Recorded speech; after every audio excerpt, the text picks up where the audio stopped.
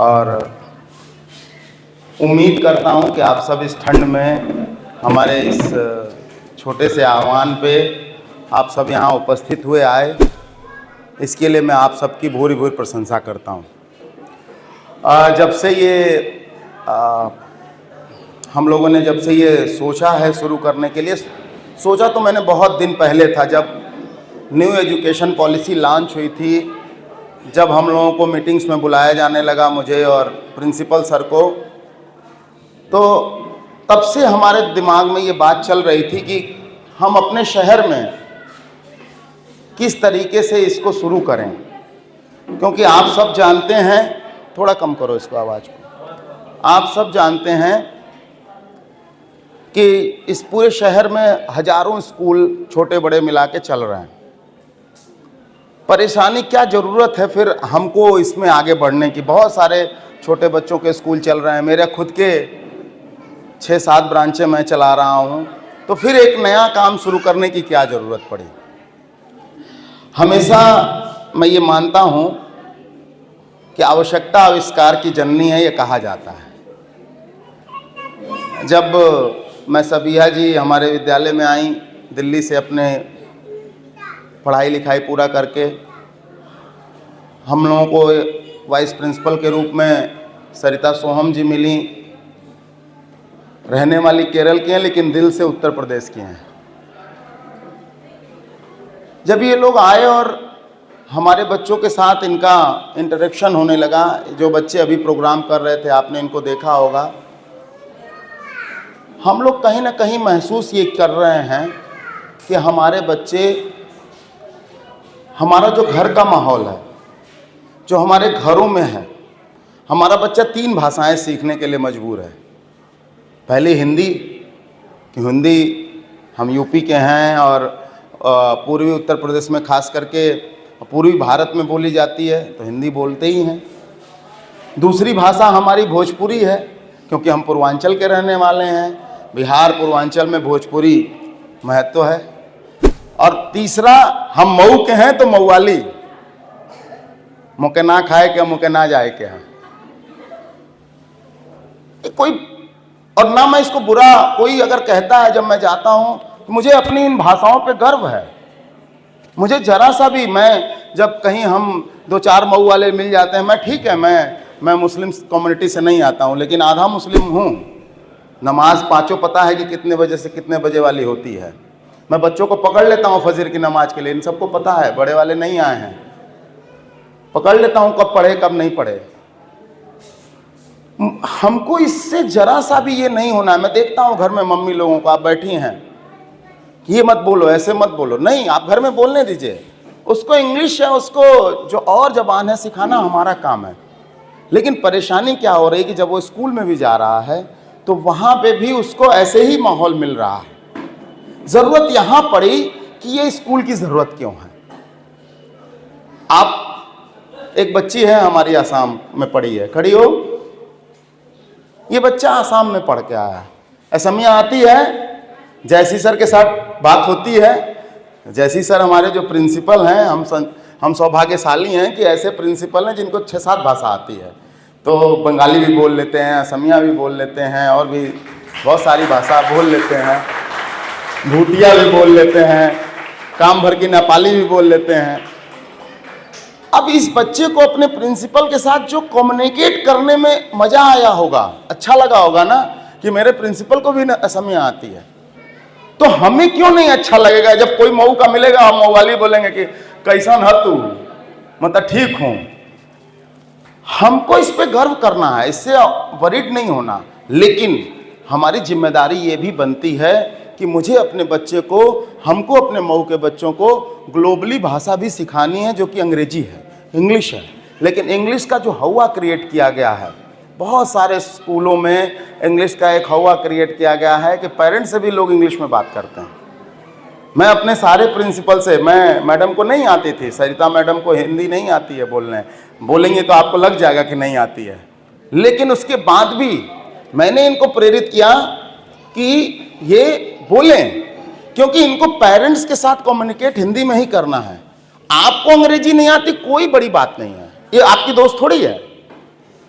इसके लिए हमको सेमलेस होना कि यार मुझे अंग्रेजी नहीं आती है, मैं प्रिंसिपल के सामने कैसे जाके बात करूं, ये आपकी गलती नहीं है। आपको इसके लिए सेमफुल होना है, सेमलेस कुछ जरूरत नहीं है कि शर्मिंदा हो रहे हैं कि मुझे तो अंग्रेजी नहीं आती, मैं क्या करूं, मैं अपने बच्चे के लिए जाके प्रिंसिपल से कैसे बात करूं।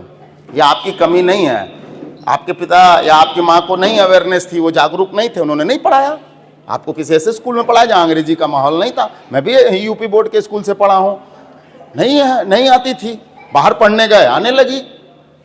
तो ये कोई इसमें आपको वरीड होने की जरूरत नहीं है। उसके लिए हम बैठे हैं, प्रिंसिपल बैठे हैं, हमारे वाइस प्रिंसिपल, कोऑर्डिनेटर, मेरे टीचर्स, ये सारे आपके बच्चे को सिखा रहे हैं। और मैं बड़े फक्र से कहता हूँ, मेरे मीडिया के भी भाई बैठे हैं, और मैं बड़े फक्र से कहता हूँ कि जब मेरे बाबूजी ने, जब इस दुनिया में नहीं रहे, मऊ के लिए एक सपना देखा। जब पहली बार लिटिल फ्लावर स्कूल खोला गया तो सिर्फ 4 मुस्लिम लड़कियां पढ़ने आई थी, सिर्फ 4। तो लोगों ने उनको, नहीं कहा जाता हंसी का पात्र आदमी बनता है कि अरे चले थे बड़ा काम करने, क्या कर पाएंगे।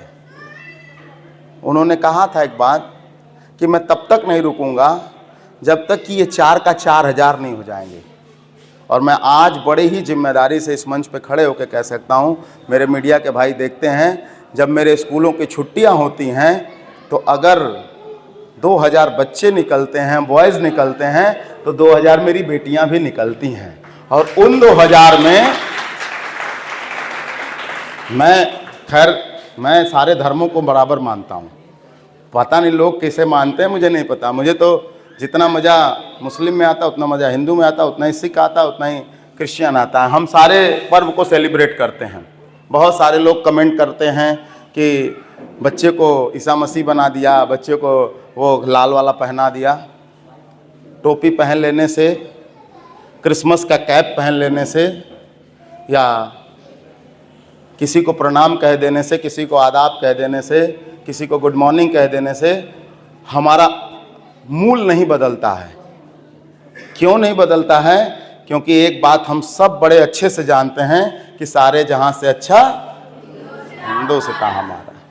तो हमारा देश इसीलिए अच्छा है। मैं बहुत सारी कंट्री में घूमा हूँ, बहुत बार मौका मिलता है। CBSE ने अभी हाल ही में लौट के आया।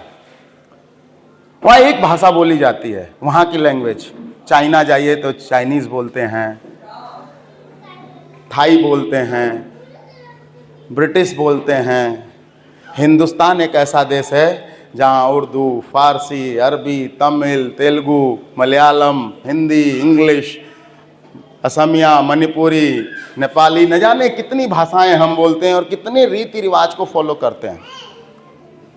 मैं सिर्फ आपको जो इसका उद्देश्य है, जो लिटिल पर्ल, ये जो बच्चे 2-3 आगे बैठे हैं, कुछ बच्चे बाहर जो घूम रहे हैं, माताएं बता सकती हैं कि वो आपके लिए आपके दिल का मोती है कि नहीं है ना? तो जब आपके दिल का मोती है तो उस मोती के बारे में मुझे सोचना है कि ये जब सीप से निकलेगा तो ये क्या करेगा।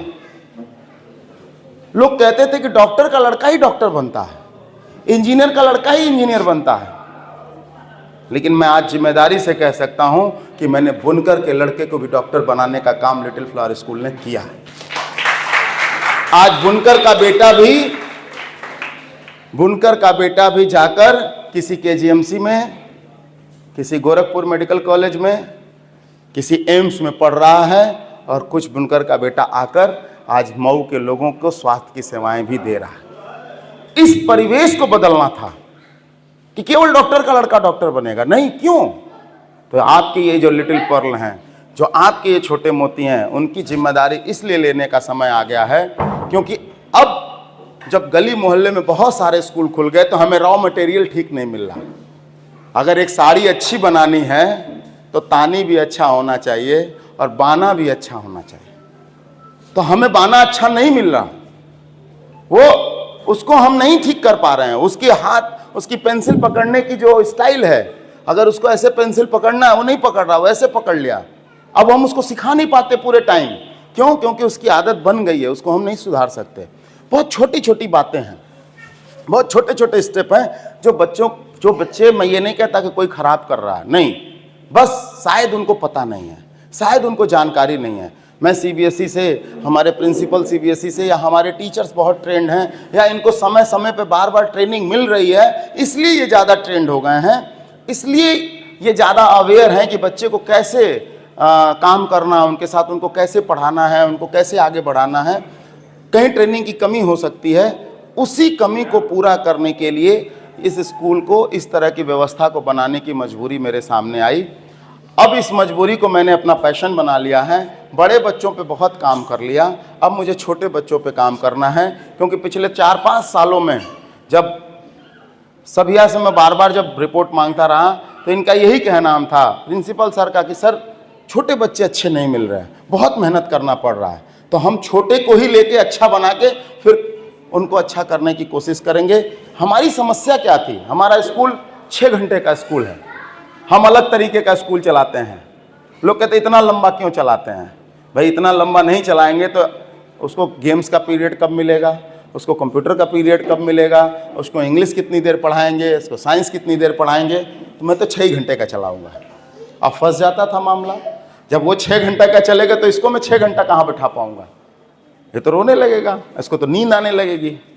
तो फिर मजबूरी आ गई कि हमें 6 घंटे की जगह एक 3 घंटे वाला स्कूल भी बनाना पड़ेगा, जिसमें बच्चा देर से आए, क्योंकि वो देर तक जगा रहे सोता है, तो देर से आए जल्दी चला जाए, देर से आए जल्दी चला जाए। इस तरह की एक व्यवस्था हमारे बनाने की मजबूरी हुई। अब उस व्यवस्था को जब बनाना होगा तो नया सिस्टम बनाना होगा, तो ये नया सिस्टम आप लोगों के बीच में मैं प्रस्तुत किया हूँ। मैं आपको इतना भरोसा ज़रूर दिला सकता हूँ कि हम लोगों ने जिस तरीके से लिटिल फ्लावर चिल्ड्रन स्कूल के बच्चों को एम्पावर्ड किया, जिस तरीके से बच्चियों को, बेटियों को हम लोगों ने आगे बढ़ाने का काम किया, आज हमारी बेटी अगर डॉक्टर है तो आज हमारे स्कूल की बेटी फाइटर पायलट भी है। आपके घोसी की एक लड़की आज मिग 29 उड़ाती है, आपके स्कूल में आई, मिली। गांव की रहने वाली बेटी कोई कल्पना नहीं कर सकता। तो हमने पूछा उससे कि कैसा लगता है तुमको, तो बहुत बोलती है सर बाकी कुछ लगता है चाहे नहीं लगता, प्राउड बहुत फील होता है कि मैं एक लड़की हूं और मैं फाइटर जहाज उड़ाती हूं, मैं एक फाइटर पायलट कहलाती हूं। ये छोटी बात नहीं है, सुनने में छोटा लग रहा होगा, लेकिन आप एक पिता से पूछिए कि जब उसकी बेटी उस जहाज में बैठी हो जिससे दुश्मन के देश पर जाके बम गिराया जाना हो और उसको वो उड़ा रही हो, तो उसके मन में कैसी फीलिंग आएगी? एक माँ बीमार पड़ी हो, उसकी बेटी उसकी दवा कर रही हो, कैसी फील आएगी कि आज मेरी बेटी उस लायक हो गई, मेरा बेटा उस लायक हो गया कि आज वो खुद को मुझको मेरा इलाज कर सकता है, वो मेरे साथ साथ पूरे देश के लिए, पूरे समाज के लिए काम कर रहा है। तो आज केवल माँ या पिता होना महत्वपूर्ण नहीं है, आज हमारी ज़रूरत है अपने देश के लिए अच्छा नागरिक भी पैदा करना है।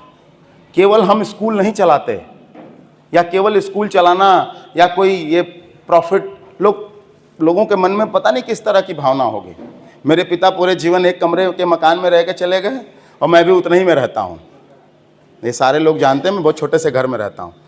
वो शौक नहीं है।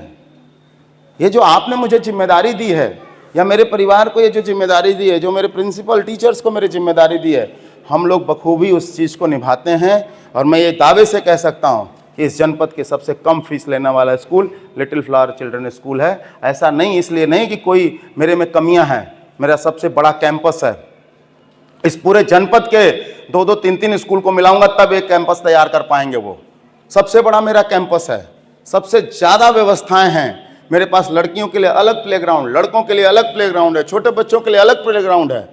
मैंने बहुत बड़ा इंफ्रास्ट्रक्चर तैयार करके आपके बच्चों के लिए दिया है। इसका मुझे घमंड नहीं है, ये मैं अपने विश्वास और अपने टीचर्स के डेडिकेशन और आप अभिभावकों के मेरे ऊपर किए गए विश्वास का वो परिणाम वो स्कूल दिखाई देता है। आने वाले समय में ये जो लिटिल पर्ल हम लोगों ने बनाया है, ये भी एक मील का पत्थर साबित होगा। मैं आपको ये विश्वास दिलाता हूँ, जब आपका बच्चा घर जाएगा, तो आप ये एहसास करेंगे कि एक पड़ोस के स्कूल में जो पढ़ता था, एक उंगली पकड़ा के कोई पहुंचा दिया उसमें पढ़ता था, उससे कितना डिफरेंट है, क्योंकि आपके जो बच्चे को जो पढ़ाएंगे वो ट्रेन टीचर होंगे, जो सीबीएसई के अंडर में जाकर जो न्यू एजुकेशन पॉलिसी बनी है, जो सरकार आपके बच्चों के लिए जो नए रोज नया नया एक्सपेरिमेंट कर रही है और आपके बच्चे को कैसे इम्प्रूव करना है, वो कैसे एम्पावर्ड होंगे, कैसे आगे बढ़ेंगे, उसके लिए जो काम कर रही है, उस पे आपका ये स्कूल उसमें सहयोगी बनकर आपके बच्चों का विकास करेगा।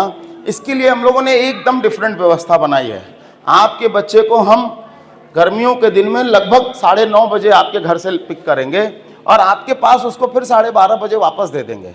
ये 3 घंटा बच्चा, जो हमारी कोऑर्डिनेटर से भी आप बोल रही थी, इस 3 घंटे में उसको हम फन लर्निंग के माध्यम से उसके आनंद के, इस बच्चे को जबरदस्ती आप डांट के पढ़े क्या करते हैं हम लोग, पढ़ने बैठ करते हैं ना, मम्मी पढ़ नहीं रहे, नहीं, उसके अंदर आप जागरूकता जब पैदा हो जाएगी कि ये टीवी, अब बच्चे को आप मोबाइल दूर नहीं कर सकते, कर सकते हैं। आप बताइए, आज खाना करने के लिए भी मोबाइल मांग लेता है, तो हम उसके मोबाइल में वो चीजें प्रोवाइड करेंगे या उसके क्लासरूम में वो चीजें प्रोवाइड करेंगे जिससे वो खेल के ही सीख जाएगा। आप देखते होंगे बहुत सारे पोएम ये छोटे छोटे बच्चे किसी टीचर ने नहीं सिखाया, उसने टीवी या मोबाइल में देख के सीख लिया। वैसे ही हम बच्चों को ग्राउंड में फिजिकल एक्टिविटीज, आज सबसे जो जरूरी है आपके बच्चे के लिए, आपके बच्चे का स्वास्थ्य भी है। आज घर का कल्चर, समाज का कल्चर ऐसा होगा कि आप बच्चे को गली में खेलने के लिए नहीं भेज सकते, तो वो भी जिम्मेदारी स्कूल की है और उसको हम बखूबी निभाएंगे। आपके बच्चे को हेल्थ कॉन्शियस हम हैं, आपके बच्चे, हम बच्चियों को ज़बरदस्ती, बहुत सारे ऐसे जो खेलते नहीं, उनको ज़बरदस्ती, हंस रहे हैं, खेलते नहीं, उनको ज़बरदस्ती हमने खेलना सिखाया, क्योंकि उनको खेलना इसलिए मज़ा आने लगा कि उनके पास सेपरेट ग्राउंड है। एक महिला के आप सोच के देखिए, बहुत सारे पुरुष खड़े हैं, उसको कहिए तुमको दौड़ना है, अनकंफर्टेबल होता है। इस चीज़ को हमारे पिताजी ने पता नहीं कितने साल पहले महसूस किया था और उसी समय ये डिसाइड किया कि इनके लिए अलग सेपरेट व्यवस्था होगी। क्लासरूम सेपरेट दिया हम लोगों ने, बहुत सारी चीज़ें हमने अपने, जो ये समाज है हमारा मऊ का, और इसको जो बैकवर्ड मानता हो माने, मैं इसको बैकवर्ड नहीं मानता। हमारा जो देश है, हमारा जो कल्चर है, जो हमारी आइडियोलॉजी है, जो जिस परिवेश में हम रहते हैं उसका हमको सम्मान करना चाहिए और उस परिवेश के हिसाब से अपनी व्यवस्थाओं को बनाना चाहिए।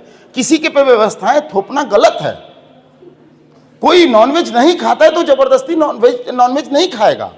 कोई वेज खाना नहीं पसंद कर रहा है, उसको अगर कुछ नॉनवेज चाहिए तो खिलाइए। किसी को मीठा पसंद है तो आप, इसीलिए शादियों में जब जाते हैं तो तरह तरह के व्यंजन होते हैं, बुफे लगा होता है कि आप जो चूज करना चाहें कर लीजिए। उसी तरह से आप जिस जगह पे, जिस परिवेश में रहते हैं, आपको अपने इंस्टीट्यूशन, आपको जो भी चीज़ें बना रहे हैं, हॉस्पिटल, इंस्टीट्यूशन, आपको उस तरीके से बनाना पड़ेगा। महिला, किसी महिला हो, किसी महिला का अल्ट्रासाउंड करना हो तो कोई महिला हो, पुरुष से कराने में वो अनकंफर्टेबल होगी, तो जब वहाँ ये व्यवस्था हो सकती तो यहाँ क्यों नहीं हो सकती? हम लोगों ने ये व्यवस्था की है। बच्चियों की क्लासेस हम अलग चलाते हैं।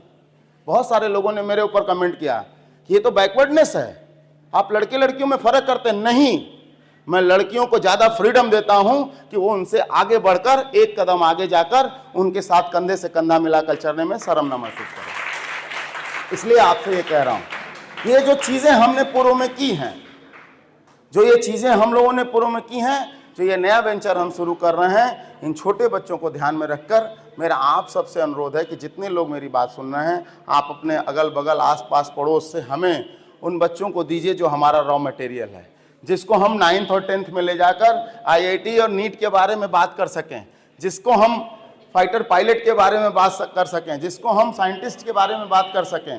जब पहले ही गड़बड़ हो जाएगा, जब बुनियाद ही गड़बड़ हो जाएगी घर की, तो उस पर बिल्डिंग बनाना थोड़ा मुश्किल हो जाएगा। तो हमें बुनियाद सही करना है। उस बुनियाद को सही करने के लिए जो हमारा लिटिल पर्ल है, जो ये छोटे मोती जिनका हमने नाम दिया है, इसको आपको सफल बनाना है। मैं आपको इसकी चाबी आपके हाथ में देता हूँ।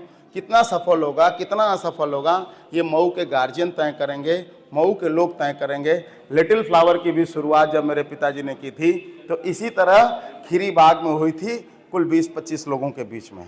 तो इसलिए इन्हीं जगहों को हम लोगों ने तय किया कि इधर ही हम इसको करेंगे। हम चाहते तो अपने स्कूल में बड़ा फंक्शन करके कर सकते थे, नहीं, मुझे यहाँ करना था, क्योंकि लिटिल फ्लावर की शुरुआत भी यहीं इसी एरिया में हमने की थी।